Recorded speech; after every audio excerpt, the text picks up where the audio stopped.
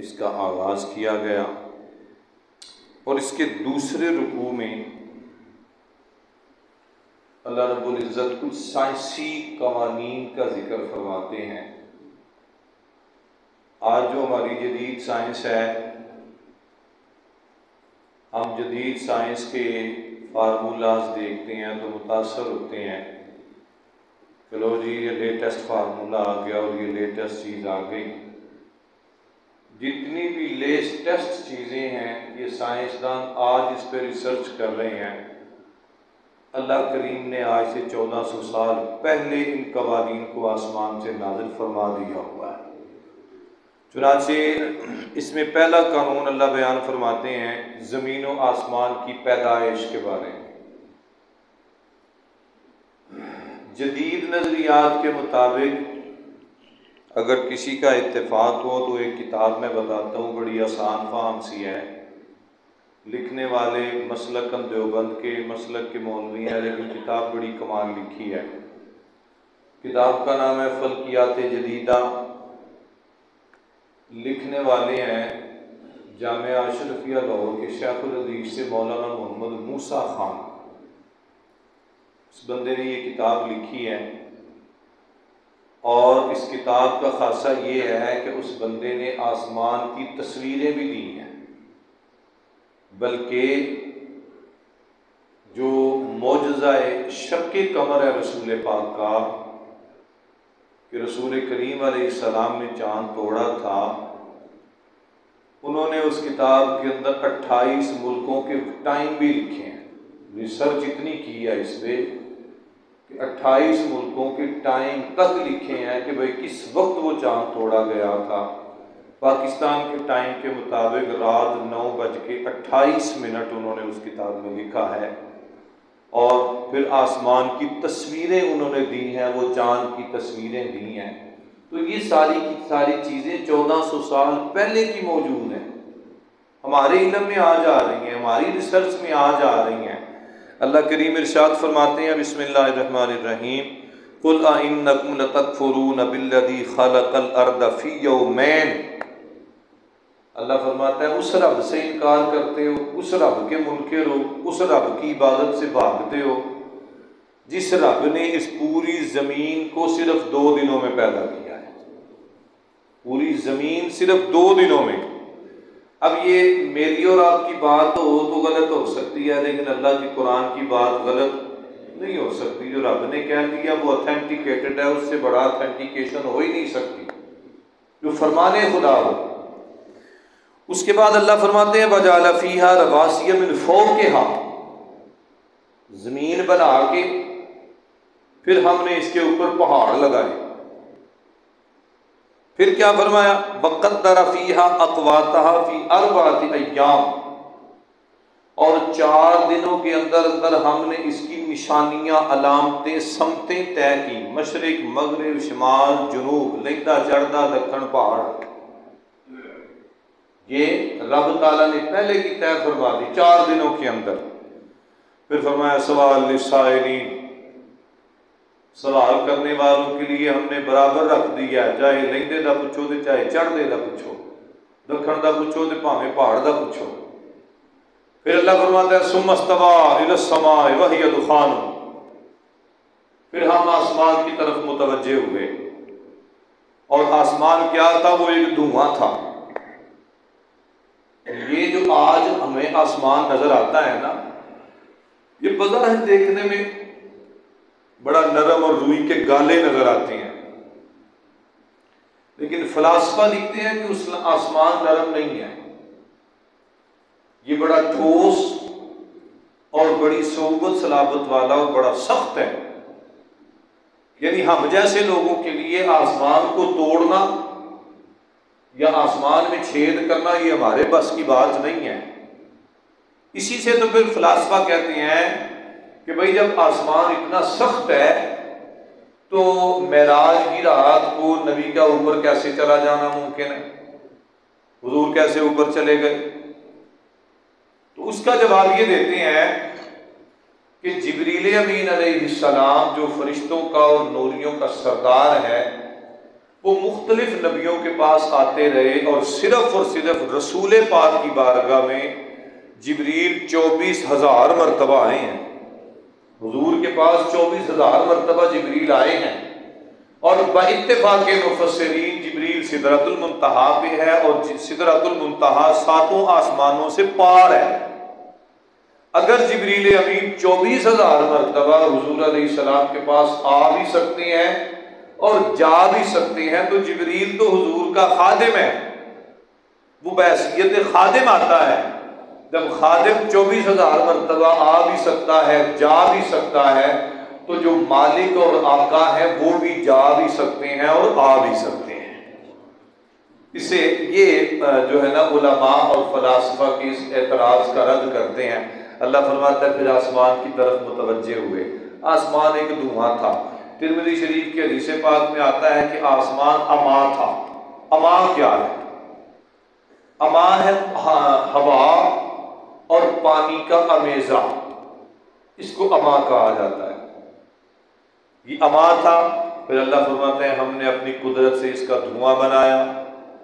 धुआं बनाने के बाद फिर हमने हुक्म फरमाया तो ये आसमान बन गया। अब ये काम 6 दिनों में होता है, 2 दिनों में जमीन और 4 दिनों में आसमान। अब इसमें ये भी कोई नहीं कह सकता कि पहले जमीन बनी कि पहले आसमान बना, क्योंकि अल्लाह करीम ने तख्लीक की इब्तिदा जमीन से की और मुकम्मल पहले आसमान को किया। इसलिए ना हम ये कह सकते हैं कि जमीन पहले बनी और ना हम ये कह सकते हैं कि आसमान पहले बना। अब अल्लाह फरमाते हैं हमने आसमान बना दिया। फिर क्या हुआ? फ़क़ाल लहा वलिल अर्ज़ि एतिया, हमने आसमान और जमीन से को हुक्म दिया कि आज के बाद मेरे हुक्म के पाबंद हो, जैसे मैं कहूँगा तुमने वैसे ही निज़ाम चलाना है। तो क़ालता अतैना ताइईन, आसमान और ज़मीन ने कहा या अल्लाह हम तो तेरे गुलाम हैं, तेरे बंदे हैं, अल्लाह तेरे नौकर हैं, जैसे तेरा आर्डर आएगा वैसे वैसे हम चलते जाएंगे। तो देख ले आज तक ये ज़मीन और आसमान उसके हुक्म के मातहत ही चलते हैं, जैसे हुक्म आता है वैसे ये निज़ाम चल पड़ता है। फिर अल्लाह फरमाते हैं आगे वज़य्यना समाअ दुनिया बिमसाबीहा व हिफ्ज़ा, अल्लाह फरमाते हैं फिर देखो भला हमने आसमान में चिराग लगा दिए, यानी चांद सितारों को चिराग कहा गया है कि हमने इसमें चिराग लगा दिए। भाई किस लिए? इसके 2 फायदे हैं। व हिफ्ज़ा, एक तो हमने चांद को खूबसूरत बनाया और दूसरा हम इसके जरिए से हिफाजत का बंदोबस्त करते हैं। कैसे हिफाजत होती है? रात जो होती है बत्तियां बंद कर दो हम तो फिर भी रोशनी होती है, वो चांद और तारों की रोशनी होती है। उस चांद और ये बत्तियां तो हमारे पास आज की पैदावार है। पुराने ज़माने को तसव्वुर करिए, वो लोग कैसे सफ़र करते थे, वो लोग कैसे अपने रातों के निज़ाम चलाते थे, तो वो इसकी रोशनी में चलते थे। तो अब कहता है तुम्हारी हिफाजत भी है और आसमान की खूबसूरती भी है। फिर अल्लाह फरमाते हैं नहीं ना मानते तुम, फिर भी कुफर करते हो, तो आओ आगे चलो। रब कहता है क़यामत का दिन होगा ना, यौम युहशरु आदाउल्लाहि इलन नारि फहुम यूज़ऊन, सब लोग अल्लाह के दरबार में जमा होंगे। हत्ता इज़ा जाऊहा व शाहिद अलैहिम समउहुम व अबसारुहुम व जुलूदुहुम, अल्लाह फरमाता है फिर उस दिन तुम्हारी कान, तुम्हारी आंखें और तुम्हारे चमड़े जिस्म ये अल्लाह के सामने तुम्हारे करतूतों की गवाही देंगे कि या अल्लाह ये करता रहा दुनिया में। कान बोलेंगे या अल्लाह इस तरह का सुनता था, आंखें कहेंगी या अल्लाह इस तरह का देखता था, जिस्म बोलेगा या अल्लाह इस तरह का करता था। अब वक़ालू लिजुलूदिहिम लिमा शहिदतुम अलैना, बंदा आखेगा अपने कानों से पूछेगा तुसी के बोल रहे हो, जबान से अपने आंखों से गए तो तुम्हें बोलने की ताकत किसने दी है। अपने चमड़े को पूछेगा तू कैसे बोलता है, तुम तो दुनिया में गूंगे थे, तुम्हारी तो जबानें नहीं थी। अब ये हाथ, ये आंखें, ये कान, ये चमड़ा, ये जिस्म, ये हड्डियां, ये पता बोल के क्या जवाब देगी?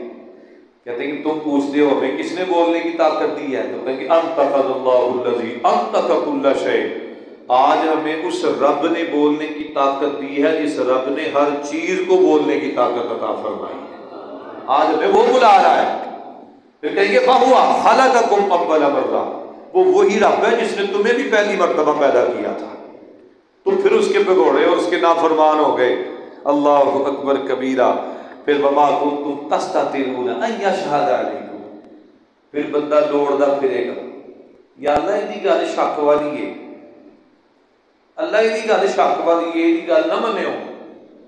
बंदा शयारी करेगा ना उत्थे, जिस तरह असीं दुनिया ते बड़े शयार हाँ, इधरों गल करने ते इधरों मुनक्कर जाने, इधरों गल करने ते इधरों पर्दे पाने, उत्थे भी आखेगा अल्लाह जी इहदी गल नहीं, कोई तो पर्दियां दी गल है, इहदी गल ना मन्नियो, ये गल इसकी बात काबिल कबूल नहीं है। अल्लाह फरमाएगा क्यों कबूल नहीं है? अगर ये गवाही दे रहे हैं ना तुम्हारे करतूतों के ऊपर, तो इनको गवाही की ताकत भी आज हमने अता फरमाई है। जब खुद ही गवाह बनाए तो खुद ही क्यों ना माने? इसलिए मेरे भाई अल्लाह फिर कहता है मान जाओ, मान जाओ, ये मत समझना कि जो कर रहे हो रब को पता नहीं है, रब को पता नहीं है। फिर अल्लाह कहता है मेरा कुरान आया था, नहीं ना सुनते थे, इधर से सुनते थे इधर से निकाल देते थे, और क्या कहते थे? ला तस्माउ लिहाज़ल कुरान वल्गौ फीहि लअल्लकुम तग़लिबून। तुम कहते थे वो कुरान दी गल्लां एवें ही ने, वो इहदे पर कोई तवज्जो ना करे आज।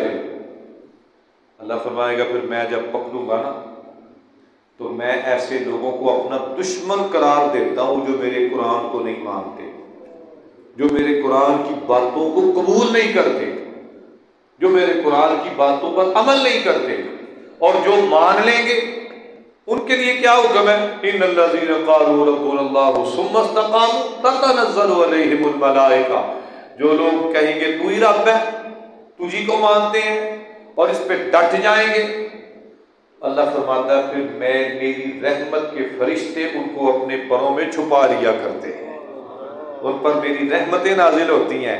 फिर रब कहता है, वो फरिश्ते कहते हैं नहनु औलियाउकुम फिल हयातिद दुनिया व फिल आखिरा, परेशान ना होना, अगर दुनिया में तुम्हारा कोई साथी नहीं है ना, कोई तुम्हारी तुमसे दोस्ती नहीं लगाता, कोई तुमसे ताल्लुक नहीं लगाता, हम है ना, हम अल्लाह की तरफ से तुम्हारे दोस्त बन के आए हैं। ये फरिश्ते रहमत के फरिश्ते कहते हैं, हम तुम्हारे दुनिया में भी साथी हैं और आखिरत में भी साथी हैं।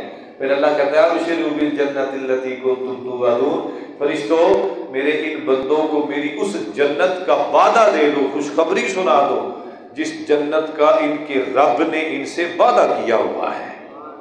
ठीक है जी, ये उन लोगों के लिए जो इस दीन को और कुरान को मान जाते हैं।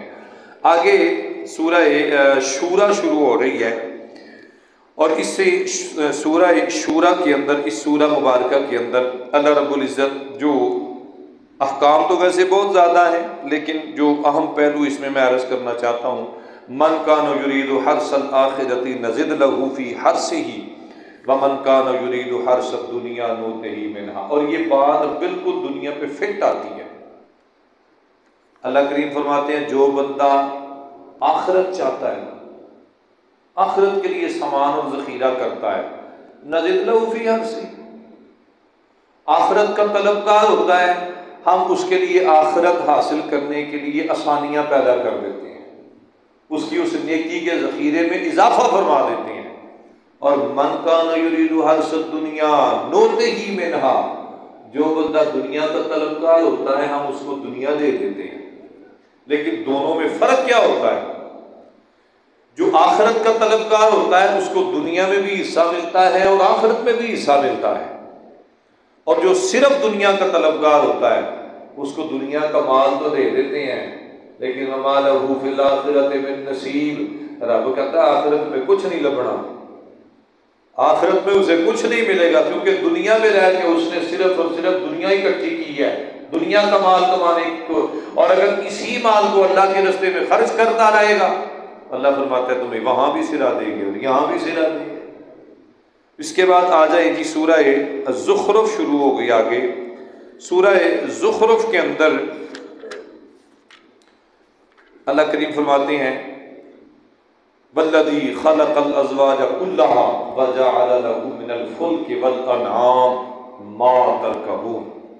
रब कहता है देख मैंने तेरे लिए क्या क्या पैदा किया है। कहता है पहला सवाल वला इन सअल्तहुम मन खलक़स समावाति वल अर्द। लोग पूछते हैं ये बताओ ज़मीन व आसमान किसने बनाया है, किसने पैदा किया है? तो आप इनको कह दो मोहम्मद सल्लल्लाहु अलैहि वसल्लम खलक़हुन्नल अज़ीज़ुल अलीम, इनको उस रब ने पैदा किया है जो सब पे गालिब भी है और हर चीज का इल्म भी रखने वाला है। फिर वल्लज़ी जअल लकुमुल अर्द महदा, फिर उसी रब ने तुम्हारे लिए जमीन को बनाया। व जअल लकुम फीहा सुबुला, और इस जमीन में तुम्हारे लिए रास्ते निकाले। ऐ सड़कां गलियां रोड्स हम आज बना रहे हैं। हम आज इस पे जी फलाना मोटरवे बन गया जी, बड़ी गल है जी, बड़ा मनसूबा लड़ाया इन्होंने। भाई तुमने मनसूबा क्या लड़ाया है? अल्लाह ने पहले लड़ा दिया हुआ है। ये रब का बनाया हुआ मनसूबा है, तुम आज उस पर अमल कर रहे हो बस। अल्लाह कहता है मैंने इसमें रास्ते बना दिए लअल्लकुम तहतदून, ताकि तुम हिदायत हासिल करो, अपनी मंजिल पे जा सको। फिर आगे फरमाया वल्लज़ी नज़्ज़ल मिनस समाई माअन बिक़दरिन फ़अनशरना बिही बल्दतम मैता, फिर हमने तुम्हारे लिए आसमान से पानी उतारा, मुर्दा जमीन को जिंदा कर दिया उस पानी के जरिए से। फिर फरमाया वल्लज़ी खलक़ल अज़वाज कुल्लहा, दुनिया में जितनी चीजें हैं इनके जोड़े जोड़े बनाए, देखने जानवर हैं इंसान जोड़े जोड़े। और फिर फरमाया वजअल लकुम मिनल फुल्कि वल अनआम, फिर मैंने चौपाए कश्तियां तुम्हारे लिए बनाई, गाड़ियां बनाई। काहे लिए? तुम सफर करो उसमें, सफर करो उनपे, लितस्तवू अला ज़ुहूरिही, ताकि तुम उनकी पुश्त पे बैठो। तो फिर अल्लाह का जिक्र भी करो, और अल्लाह का जिक्र करके क्या किया करो? गलियां में जो दुआ लगी होती है, कोई यही दुआ है यहाँ पर है सुब्हानल्लज़ी सख़्ख़र लना हाज़ा व मा कुन्ना लहू मुक़रिनीन व इन्ना इला रब्बिना लमुनक़लिबून। इसका मतलब क्या है? पाक है वो ज़ात, सख़्ख़र लना हाज़ा, जिस रब ने, जिस ज़ात ने ये सवारी हमें अता की है, हमें इस सवारी पे बिठा दिया है। और वमा कुन्ना लहू मुक़रिनीन, हम तो कुछ भी नहीं कर सकते थे, ये सब उसी का करम है। आज बंदा गड्डी लै लवे ना, अरे जी मैं गड्डी ले लिया जी, मैं नहीं कर छड़िया जी, मैं नहीं कर। तूने क्या किया है? तूने कुछ भी नहीं किया, मेहनत तुमने की है, सिला तुम्हें रब ने दिया है, तुम्हें तुम्हारी मेहनत का सिला है बस। जे तू ये आखे कि जी मैं बन्ने हाँ बन गया जी, मैं 4 करोड़ की गड्डी ले ली, तू जीरो है, कुछ भी नहीं है। वमा कुन्ना लहू मुक़रिनीन, हम तो कुछ भी नहीं कर सकते। और आगे क्या फरमाया व इन्ना इला रब्बिना लमुनक़लिबून, बस अल्लाह हमें तो इतना पता है हम लौट के तेरे पास ही आने वाले हैं, हम लौट के तेरे पास ही आने वाले हैं। तो ये कुरान पाक सारा नसीहतों से भरा पड़ा है मेरे भाई। और आखिरी रुकू के अंदर जो एक बात जो है ना, फरमाया या इबादल्लाह खौफुन अलैकुमुल यौमा वला अंतुम तहज़नून अल्लज़ीना आमनू बिका बिआयातिना व कानू मुस्लिमीन उदखुलुल जन्नत अंतुम व अज़वाजुकुम तुहबरून। फरमाया क़यामत के दिन अल्लाह ईमान वालों को कहेगा कि अपनी बीवियों को साथ लो और जन्नत में दाखिल हो जाओ। यानी ये जो दुनिया में जिंदगी का बीवी का साथ होता है, ये आखिरत में भी होगा। अच्छा ना, इसमें जो यंगस्टर तबका है ना, कुछ वडेरे और पुराने भी बुजुर्ग भी ये बात सोचते हैं, वो जी जन्नत में हुरा मिलनिया ने, 70 हुरा होनिया ने, वो जन्नत में हो रहे हैं तो भाई नफ्स परस्ती नहीं है वहां पर जन्नत में, ख्वाहिश परस्ती का जन्नत में कोई तसव्वुर नहीं है। ये बात याद रखें, वो हूरें होगी तो तुम्हारी खिदमत के लिए होगी, वहां पे नफ्स परस्ती का मामला कोई नहीं है। जन्नत इन चीजों से पाक है, वहां पे वाशरूम का कोई तसव्वुर नहीं है, वहां पे ये थूक और गुसाब का कोई तसव्वुर नहीं है, वहां पर ये नफ्स परस्ती और ख्वाहिश परस्ती का और जो है ना ये इज़्दिवाजी जिंदगी का कोई तसव्वुर नहीं है वहां पर। वो जन्नत इन चीजों से पाक है। वहां पर तो जब हम खाएंगे तो हमें खाने के लिए जो खाना हमने हजम करना है, जो जन्नतियों को अल्लाह ताला की तरफ से दिया जाएगा, एक हवा चलेगी, उस हवा के अंदर मीठी मीठी हवा होगी, उस हवा के अंदर मीठी मीठी खुशबू होगी। अब देखें कुदरत का निज़ाम देखें, आज दुनिया में यहाँ पर ये होता है कि पसीना आया हो तो पसीना खुश्क करने के लिए हम पंखा चलाते हैं, हवा लेते हैं, लेकिन वहां पर क्या होगा? वहां पर हवा भी चलेगी और पसीना भी होगा। वो निज़ाम ही इससे उलट है, वो दुनिया ही इससे जुदा है। यहाँ के कानून वहां पे अप्लाई नहीं होते। हवा भी होगी, पसीना भी होगा, उसी हवा और पसीने से तुम्हारा खाना भी हजम होगा। और जो पसीना आएगा, यहाँ पे पसीना आए ना तो 15 बंदियां को पता लगता है फलाने साहब को पसीना आया, लेकिन वहां पर जन्नतियों के पसीने से खुशबुएं और महकें आई। लेकिन जन्नत में जाने के लिए कुछ करना पड़ेगी। सस्ती तो सौखी जन्नत नहीं जी असा बना रही है। असी बड़ा सिंपल और जी साढ़े नबी ने सिफारिश कर लेनी है। हमारा ईमान है अल्हम्दुलिल्लाह, इस बात पे इनकार नहीं है। हमारे आका बड़े करीम है। रब कहता है वाला सौफ युअतीका रब्बुका फतरदा, अल्लाह मैं महबूब तुझे राजी करूंगा, तुझे राजी करूंगा। और मेरे आका फरमाते हैं मैं उस वक्त तक राजी नहीं होगा जब तक मेरा आखिरी उम्मती भी जन्नत में ना चला जाए। इसमें कोई शक नहीं है, इस बात में हमारा ईमान है। लेकिन अगर सिर्फ इसी पे रख दिया जाए तो फिर नमाज़ रोजे कितने गए? ये फिर अल्लाह ने क्यों दी है? ये जो हमें अहकाम का पाबंद बनाया है, जन्नत दोज़ख का जो मामला रखा है, ये क्यों रखा है? इसलिए कुछ करना भी पड़ेगा, उस जन्नत में जाने के लिए कुछ करना पड़ेगा। और वो यही है कि अपने अल्लाह के सामने झुक के उसकी बारगाह में हाजिर होना पड़ेगा। अल्लाह उनकी तौफीक अता फरमाए। तीसरा अशरा जो है ना वो आज शुरू हो गया, और इसमें पहले एक मसला जो है ना वो रात को पेश आया है। इसमें सारे चूँकि हम नमाजी बैठे हैं, तो जो दोस्त किसी वजह से माजूर हैं, नमाज कुर्सियों पे पढ़ते हैं, तो कुछ चीज़ें उनके लिए भी लाजमी है और कुछ चीज़ें दूसरों के लिए भी लाजमी है। जो लोग कुर्सी इस्तेमाल करते हैं वो तो कम अज़ कम मेहरबानी किया करें कि कुर्सी सफ़ के अंदर रखा करें, सफ़ से बाहर ना हो। यानी पिछलियाँ लत्तां होती हैं ना, ये जो पीली लाइन है ना, ये नमाजियों के खड़ा होने की है, और कुर्सी की या पिछलियाँ लत्तां इस लाइन पे हों ताकि पीछे वाले नमाजी जो है ना वो डिस्टर्ब ना हो और परेशान ना हो। एक बात तो ये है। मैंने कुछ लोगों को देखा है, वो क्या करते हैं कि खुद जो है ना वो सफ़ के अंदर खड़े होते हैं ताकि मेरी सफ़ सीधी रहे, और कुर्सी पीछे होती है पिछली सफ़ के अंदर। ये बिल्कुल गलत है। आप अपनी जो है ना वो सीधा करने के लिए पिछला गलत कर रहे हैं सारा निज़ाम, तो सफ़ इससे भी आपकी सीधी नहीं होती। असल में मसला ये है कि जो कुर्सी के पिछले पाँव होते हैं वो इंसान की हड्डियों के बराबर समझे जाते हैं। एक तो इस चीज़ को जो है ना वो मद्देनजर रखें, कुर्सी जो है ना वो अगली सफ़ के अंदर ही हो, पीछे ना हो। नंबर 2, बाज़ कुछ नमाजें ऐसी भी हैं जो हमारे बुजुर्ग हैं कि वो नमाज कुर्सी पे बैठ के नहीं पढ़ते, लेकिन उन्होंने पिछली सफ़ में कुर्सी रखी होती है कि भाई अगर मुझे ज़रूरत पड़ जाए मैं उसका सहारा ले सकूं।